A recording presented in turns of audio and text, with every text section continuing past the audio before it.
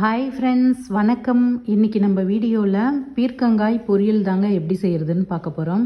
வாங்க நம்ம வீடியோக்குள்ளே போய் பீர்க்கங்காய் பொரியல் எப்படி செய்கிறதுன்னு பார்த்துடலாம்.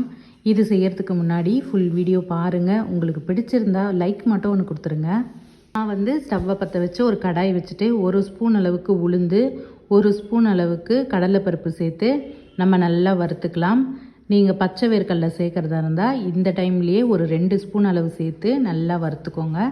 நான் வறுத்த வேர்க்கடலை தான் சேர்க்க போகிறேன். அதனால் பாதி அளவு கொஞ்சம் வறுபட்டதும் நம்ம சேர்த்துக்கலாம். இப்போ பாதி அளவு வறுபட்டுடுச்சு. இந்த டைமில் நான் ஒரு 2 ஸ்பூன் அளவுக்கு வறுத்த வேர்க்கடலை, 1 ஸ்பூன் அளவுக்கு வெள்ளை எள்ளு சேர்த்து நம்ம நல்லா வறுத்துக்கலாம். இது நல்லா வறுபட்டதும் நம்ம ஸ்டவ் ஆஃப் பண்ணிவிட்டு வேறு தட்டுக்கு மாற்றிடலாம். ஆறுனதும் நம்ம அரைச்சி எடுத்துகிட்டு வந்துடலாம். இப்போ இது எல்லாமே நல்லா வறுபட்டுடுச்சு. நான் வேறு பாத்திரத்துக்கு மாற்றிட்டு இதே கடாயை வச்சுட்டு கொஞ்சமாக நான் எண்ணெய் ஊற்றிக்கிறேன். எண்ணெய் சூடானதும் 1 ஸ்பூன் அளவுக்கு கடுகு உளுத்தம்பருப்பு போட்டுக்கலாம். கடுகு உளுத்தம்பருப்பு நல்லா பொரிஞ்சதும் நான் ஒரு வெங்காயம் கட் பண்ணி வச்சுருக்கேன். காரத்துக்கு ஏற்ற மாதிரி நீங்கள் பச்சை மிளகாய் சேர்த்துக்கோங்க. நான் ஒரு பெரிய சைஸ் பச்சை மிளகாவை கட் பண்ணி சேர்த்துக்கிறேன்.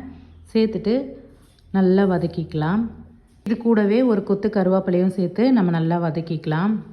இந்த பொரியல் செம்மையாக இருக்கும். கண்டிப்பாக நீங்கள் இதே மாதிரி ட்ரை பண்ணி பாருங்கள்.